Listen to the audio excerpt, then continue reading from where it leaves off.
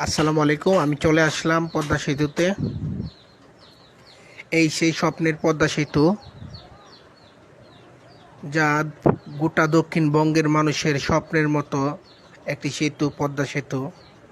যে সেতু পার হতে 2.5 থেকে 3 ঘন্টা লাগতো, এখন এই 7 থেকে 8 মিনিটের ভিতরেই এই সেতু পার হয়ে তাদের গন্তব্যস্থানে পৌঁছে যায়। বরিশাল, মাদারীপুর, শরীয়তপুর, ফরিদপুর, খুলনা, গোটা দক্ষিণবঙ্গের মানুষের জন্য স্বপ্নের মতো একটা সেতু, পদ্মা সেতু। আজকে আমি এখানে এসেছি। এখানে এসে আমার খুবই ভালো লাগছে। আমি খুবই উচ্ছ্বসিত এবং আমার ছেলে মেয়ে তারাও খুবই উচ্ছ্বসিত।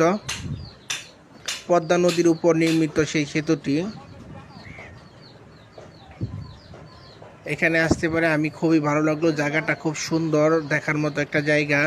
আপনারাও চাইলে এখানে আসতে পারেন। আমি আমার বাইক নিয়ে আমার বাচ্চা ছেলেমেয়ে নিয়ে চলে আসছিলাম। এই পদ্মা ব্রিজের উপর আছি। ব্রিজটা অনেক মস্ত, অনেক সুন্দর।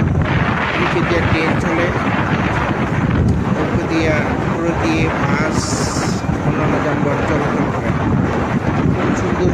খুব সৌন্দর্য একটা দেখার মতো একটা স্থান।